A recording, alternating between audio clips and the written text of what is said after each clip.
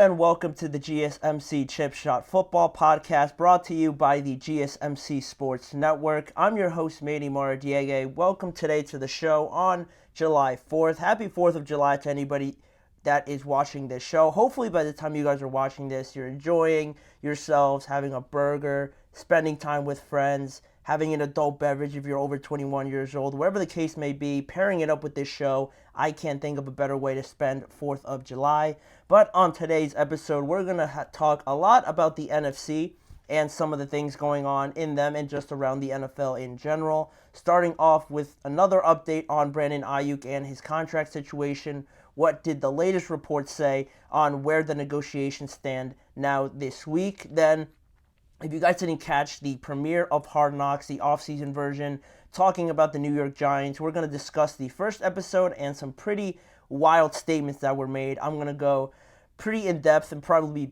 be pretty emotional about it, so we're going to go talk about that, and also talking about some of the teams that I believe can go from worst in their divisions last year to potentially first in 2024. Who has the best chance of doing that? I will discuss that later in the show, but before I get started, if you guys have any questions or comments, use the tip and donations link, gsmcpodcast.net. By using that link, I'm able to see your question or comment, and that way I'll acknowledge it, read it on air, and get your guys' thoughts on anything. It's a massive help for this show and also the network, so please, if you would, use the tip and donations link, gsmcpodcast.net, whenever you have a question or a comment that you want to make. But in saying that, to the first topic, another chapter in this Brandon Aiyuk saga. Last Monday, Brandon Aiyuk requested to have a sit-down meeting with 49ers personnel to talk more in depth about getting an extension done. You know, I talked about it on this show, and I figured it was going to be sort of this last meeting, a final face-to-face showdown between Aiyuk, his representatives, and the 49ers on how can we move forward, what can we do to progress this deal into something that benefits both of them by staying on the 49ers, or maybe start thinking about further steps away from splitting from each other. So that happened last Monday, and these negotiations, after they were had, a lot was being said that the negotiations were great. A lot of reports said it was a lot more positive and that both parties were in the same boat, same idea that they wanted to have Brandon Aiyuk on the team, that being the 49ers. They wanted to move forward with the idea that Brandon Aiyuk will play for them in 2024.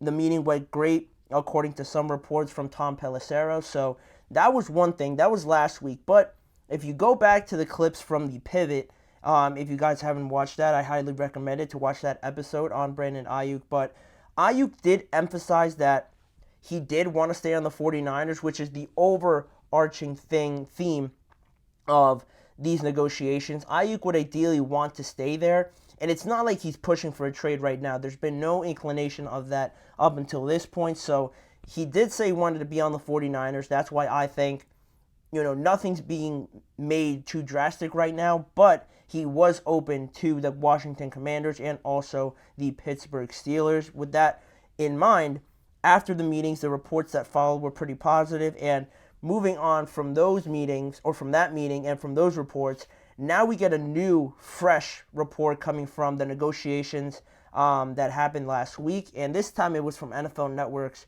Mike Garafolo, and he said on the topic that, he said, for Aiyuk and the 49ers, they had conversations recently, obviously with the meeting. They are no closer to a deal, from my understanding, but they are also no closer to a trade request. That's never been something that he has explored in this case. And I think the quote is what it is in itself. It's a statement from Mike Garafolo saying something but also not saying too much at the same time, except for that last part that I found really interesting when he says that's never been something that he has explored in this case. I think he should have added yet at the end of that, because it goes back to the point I made about his first choice. Brandon Aiyuk's first choice is to stay on the 49ers, and there still is a good amount of time in this offseason before we even start training camp, and then all that period that you have with training camp as well.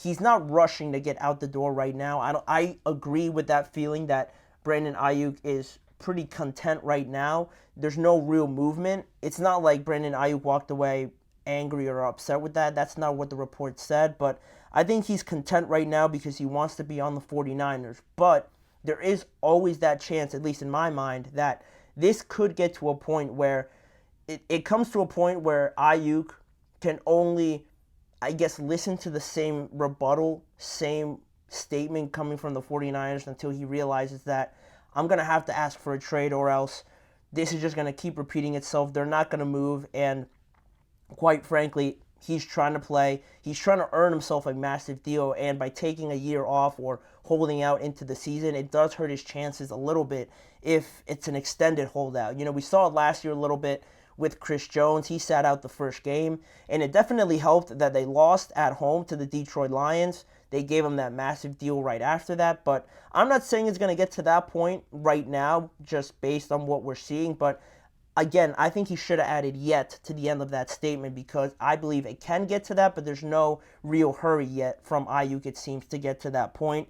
And also just, I saw something also on this topic, on these reports, that the idea that nobody wants to offer Brandon Aiyuk $29-30 million that he allegedly is asking for, because if some other team was willing to give him that contract, he would have already, we've already would have seen some trade talk, some more in-depth look into some teams that are willing to trade for him.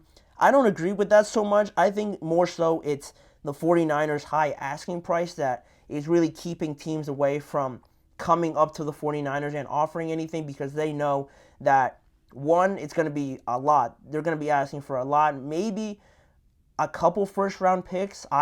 I wouldn't do that, but I wouldn't be surprised if they did ask for a couple, or just a couple picks in general, high picks overall. And you also have the idea that with Brandon Aiyuk mentioning the Steelers and the Commanders as one or as two of his preferred options, not to say that he can't be open to anywhere else, but when teams see that in combination with the high asking price from the 49ers, it gives them a little bit more doubt whether or not to approach the 49ers, because you feel that Brandon Aiyuk would really want to play, obviously, with Jaden Daniels. I think that's the favorite to land him if he doesn't return to the 49ers. So teams, knowing that, don't want to almost waste their time in that negotiation if they approach.